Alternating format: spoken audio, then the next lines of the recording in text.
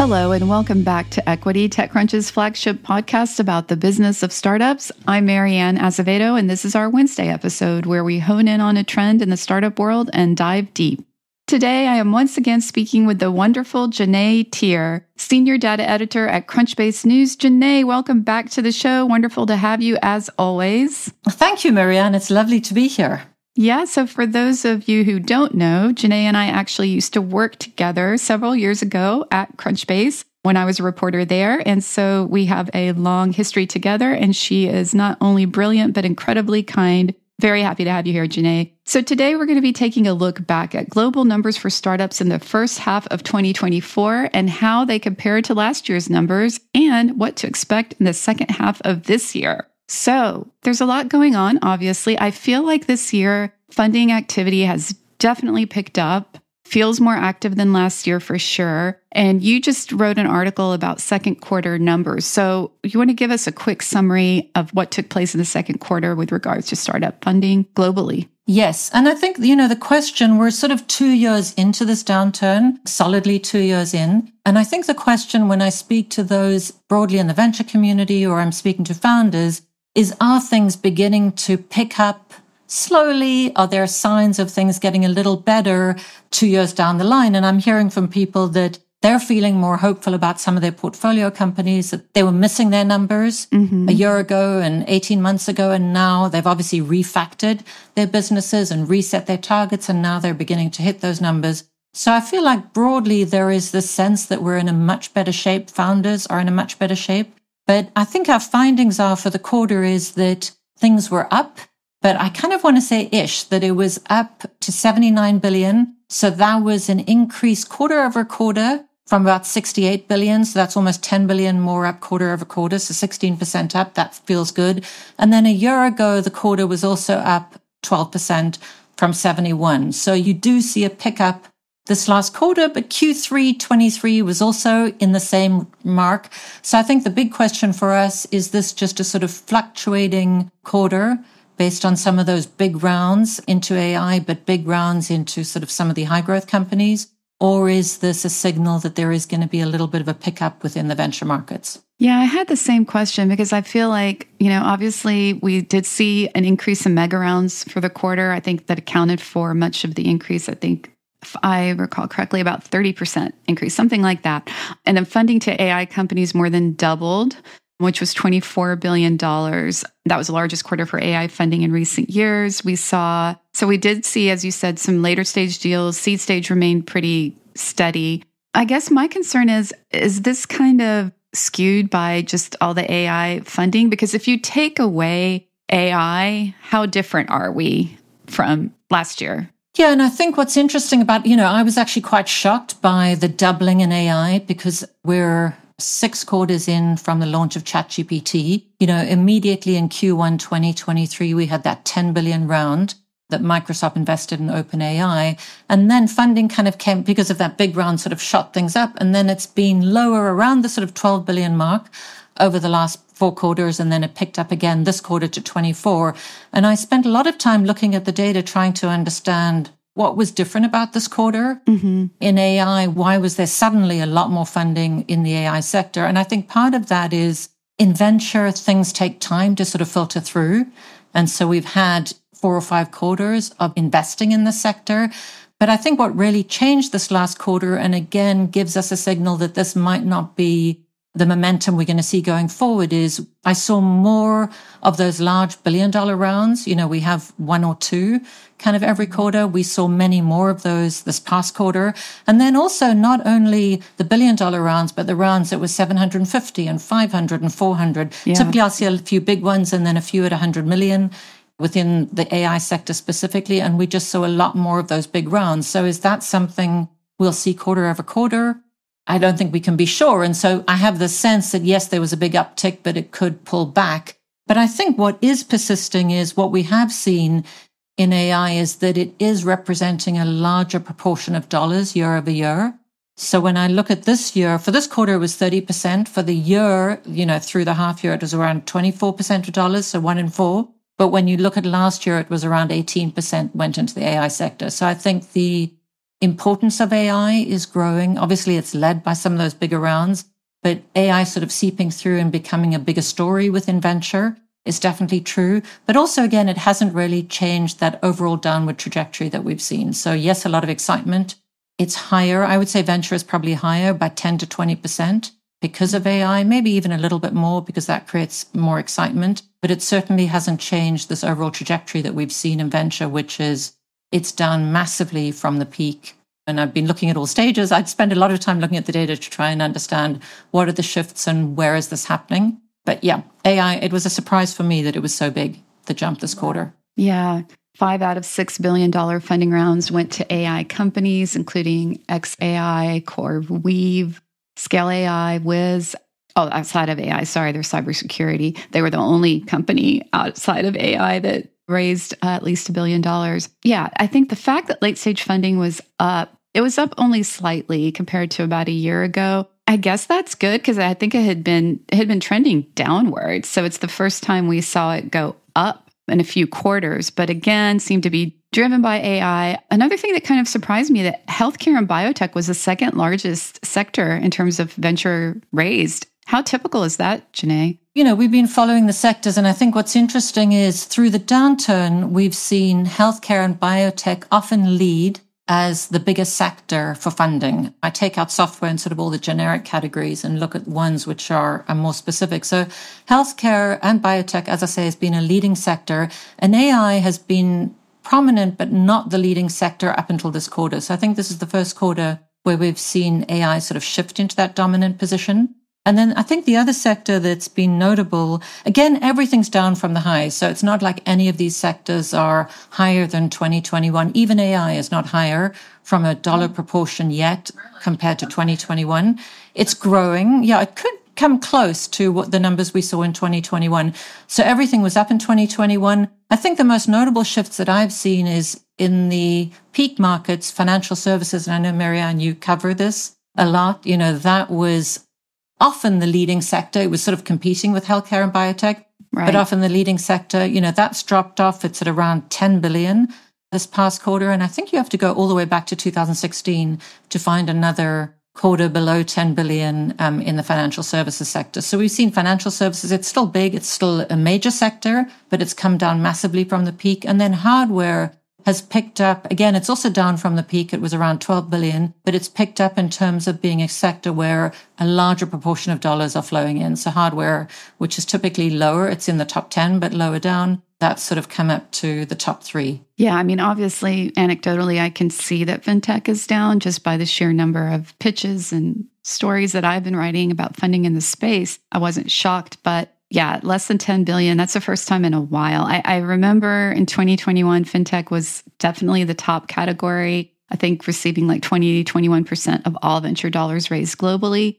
You know, things have come down to earth. I wonder if AI is going to be like this in a few years. Something tells me no. I feel like fintech saw a rush that was driven by the pandemic and COVID-19 and all this rush to digital services and financial things moving online. And then once life kind of got back to normal, that started to taper off. I don't think we're going to necessarily see such a dramatic decline in AI in a few years just because it's just different. What kind of triggered it is different. It wasn't a global event like a pandemic, right? So I feel like while fintech has had its roller coaster and AI obviously is not always going to be necessarily like this, I don't think we're going to see such a steep decline in the future as we did with fintech. Would you agree? A steep decline into financial services specifically, or just? Yes, like I don't necessarily think, say in a couple of years when we're on the show talking about numbers, are we going to be saying the same thing about AI that we're saying about fintech now? I think, you know, AI as a sector has benefited from funding over the last decade or longer. And I think that's part of the reason why AI hasn't lifted all boats, where the investments are not only happening in new companies. A lot of the investment has taken place in existing companies adopting AI. So I do think AI is a trend that's here to stay for a longer term. It's highly competitive. You know, we just saw Menlo Ventures announce a fund with Anthropic. We saw Andreessen announce the fact that they're going to be supporting startups with access to GPUs and getting access that way. So I think it's a highly competitive space, and I see that staying. I think in terms of the question around financial services and the downturn, when I've tracked funding sort of over the half year, looking at this half year to the 2 half years last year, I think what's interesting is funding has actually been, if you layer it out, it's been pretty flat. Mm-hmm. It's down a little bit, I think, from a year ago. It's sort of flat quarter over quarter for the second half. And so I think we're not going to see these massive things keep churning down, if that makes sense, but more sort of flattening. Yeah. And then we'll see quarters where it goes up a bit because there's a bit more late stage happening, and then it pulls back again.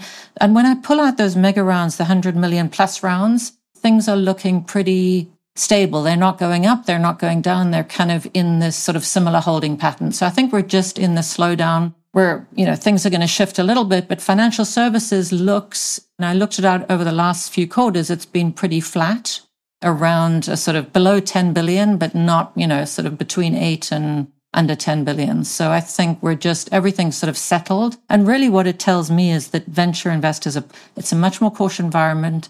They've pulled back and they continue to pull back. Although I think there's a glimmer of investors, some of the more active investors and the bigger names in venture like Excel, Sequoia, and Andreessen's been pretty active throughout the downturn. But when we looked at their deal flow comparing this quarter to a quarter a year ago, they're all up on the rounds they've led post-seeds and the counts of rounds post-seeds. So I think there is this glimmer where we're seeing some of these larger investors that we track and we try to see what is the temper of the market, what are they doing. We've seen not all of them across the board, but quite a few of them do a little bit more deal flow, again, not off the charts, but a little bit more deal flow than a year ago. And so there is a little bit of a sense that there is this pickup coming from the venture community that we're seeing as well.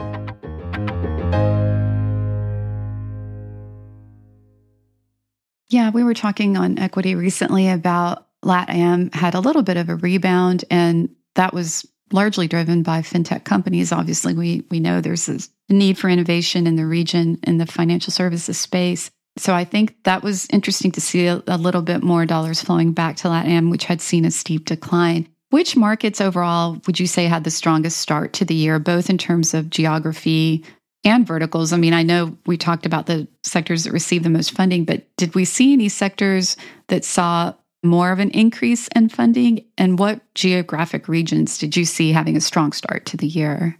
Well, I think the strongest start, I would say, was the US. And we've written about the fact that AI, a lot of the larger dollars in AI have come into Silicon Valley specifically, but into the US market. And so I think the biggest uptick we saw in terms of a region was North America, and that's driven a lot by funding in the US. So I think we've seen a pickup and some energy, more energy. It was up 30% quarter over quarter and 35% year over year. So that was the biggest uptick if you look regionally. That's pretty good. Yeah. So I think the US is up, and I think that's driven a lot by its dominance within AI. We saw a very different picture in Asia, where Asia, I think, has seen its worst quarter since 2015. So a massive pullback within the Asian market, and also some of those very large rounds which have been going into EVs or the energy sector or AI, a bit less. So a far smaller proportion of dollars going into the AI sector across Asia. It was around 2.5 billion, whereas North America is around 16 or 17 billion.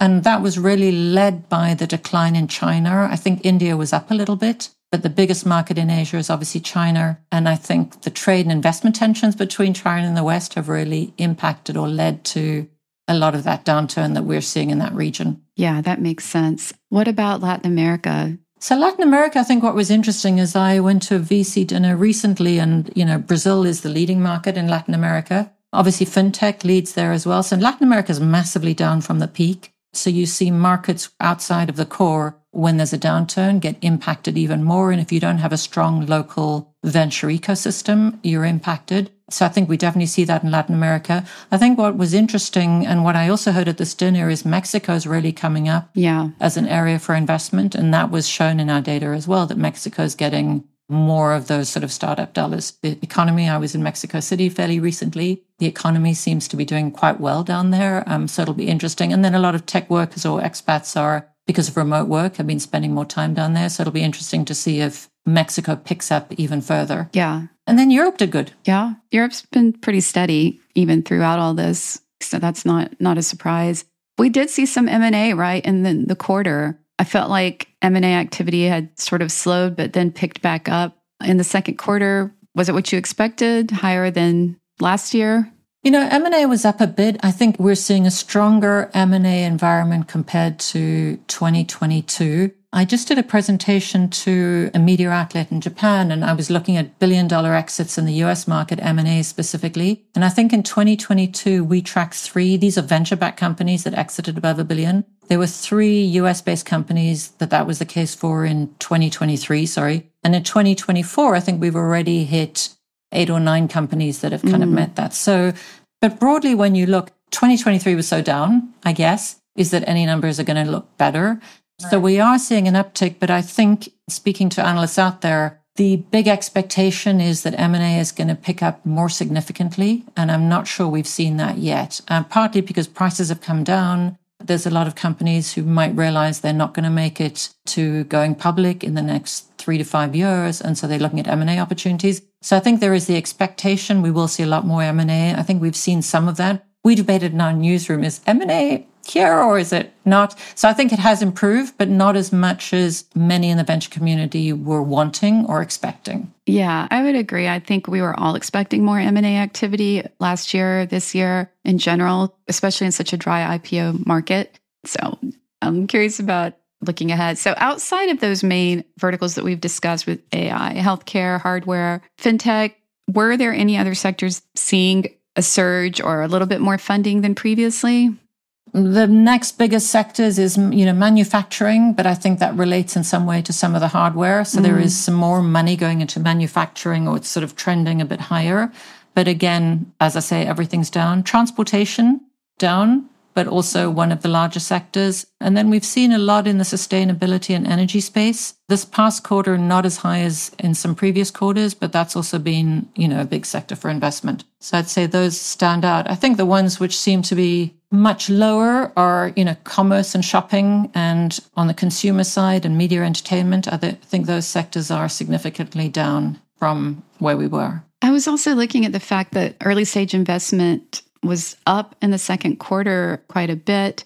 Talk to us a little bit more about that. I mean, did you see more deals at the seed stage and Series A as well? Like, I know we've talked about seed has stayed pretty robust throughout this whole downturn, but overall, I mean, are we seeing more early stage activity? I think for the early stage, that was a little bit impacted by the XAI deal because it was a Series B deal. And so I think some of that uptick that we were seeing at early stage in this past quarter was driven by XAI specifically. When I sort of dive into early stage and try and parse out what's happening, what I see is that it's the Series B, which has been slightly stronger than the Series A, relatively speaking. So I think what that means to me is I just feel like broadly, and we are due to do some analysis looking at Series A and whether a Series A picked up. Our big theme last year was that seed held up much better, but it was much more difficult to get to that Series A round. When I'm looking at the numbers, I don't think that's shifted dramatically. And as I say, sort of at the early stage, the Series B seems to be a little bit more up relative to Series A. So I think Series A continues to be, from what I'm seeing, the very tough spot in the venture community. And I think that's part of the reason why seed has remained stronger, that companies are staying at seed longer, they're raising more seed rounds, getting to that Series A is harder. And so companies are just spending a lot longer at seed. And then we've also seen investors more comfortable. Those multi-stage investors who do these big runs, they've been more comfortable to invest through the downturn at seed. So I think there's just been a lot more kind of focus on the seed stage. And, when I looked at the half year, I sort of looked at how down it was from the peak, just to get a sense of each of the stages. So for this half year, down from the peak half year, seed is down 41%. Oh, wow. And obviously that peak half year is, in a way, an anomaly. Right. So seed's probably down around a third, but it's been pretty stable. There's a large amount of money I still see going into seed. The early was 50%, and probably a little bit higher just because XAI shifts those numbers a little bit. And then late was down 70% of the peak. So that does give you a sense of it's the biggest drop, which is what you'd expect. The biggest drop off is at late stage. Right. And then that's where we're seeing these fluctuating quarters come in, because a bit more money gets put in to those big rounds at late stage, because I think some pre-IPO companies being attractive and growing. in this market because they've cleaned out house. And then obviously AI is driving some of that as well. Yeah, it's an interesting point about the fact that the bar to raise Series A funding is still high. And it's true. I feel like I get a lot of pitches for seed rounds, a whole lot, not as much for Series A. So if you're a startup and if you've raised seed money and you're trying to preserve your cash and you're struggling to raise a Series A, what is it that you think investors are looking for? What is it they're saying? They want more revenue. They want more traction before they'll dole out that Series A check. What do you think is driving that? Yeah.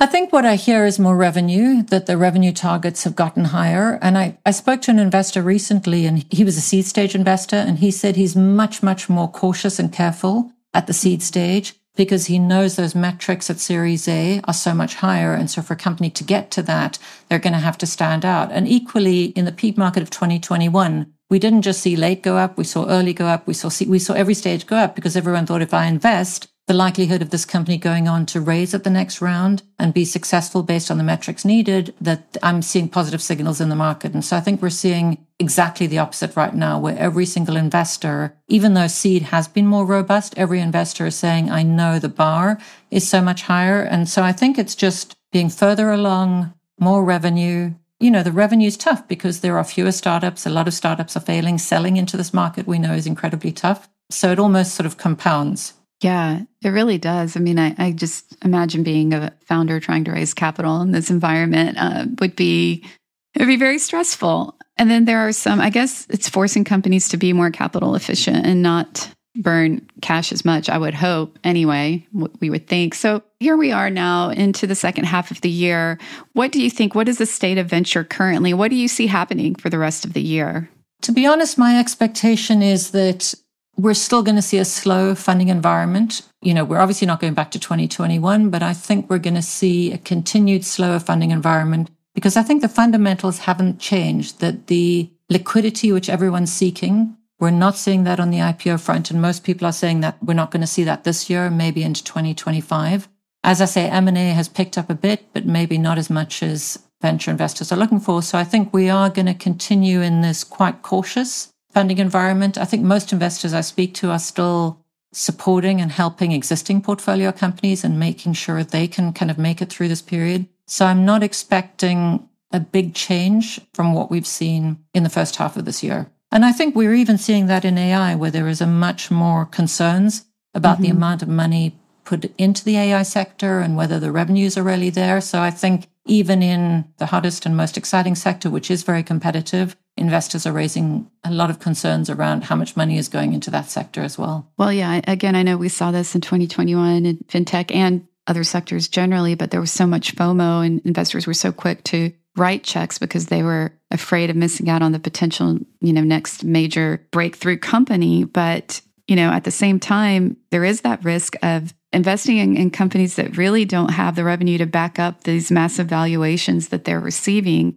I feel like if we do see a couple more quarters of that, then it's definitely going to impact funding in the space because, right now they're investing in the potential and in the hope. And then if that potential doesn't materialize, I think investors are going to be definitely a little bit more hesitant because I have heard a lot of talk about that. It's certain venture firms in particular that are really getting crazy with the check writing into AI companies, but they may get burned if they're not careful. Yeah. And I think the tougher sales environment is true for all companies, AI companies as well, especially, I guess, on the sort of AI application front. I think some of those picks and shovel companies, there's a lot of demand for AI and a lot of companies leaning in. So it'll be interesting to see. And obviously, we don't see all the revenues on those. OpenAI has, I think they're moving towards 3.4 billion in ARR, they mentioned. Mm-hmm. But that's the leading company. A lot of the others are not, of the foundation model companies, are not close to that. Yeah. I'm curious to see how it all plays out this year and next. But Gené, we are out of time. But as always, it's just conversation flows so quickly with you. You're so smart and so fun to talk to. So thank you so much again for joining us on the show. Where can our listeners find you online? So you can find me on Crunchbase News, Gené Teare, and also at Gené Teare on Twitter. And Marianne, this has been lovely. Oh, as always, thanks again. And to our listeners, you can find me on X at Bay Area Writer and Equity on X and Threads at Equity Pod. We'll be back on Friday. Until then, have a great week. Equity is produced by Teresa Loconsolo with editing by Kel. Bryce Durbin is our illustrator, and we'd like to give a big thanks to our audience development team and Henry Pickavett, who manages TechCrunch audio products. Thanks so much for listening, and we'll talk to you next time.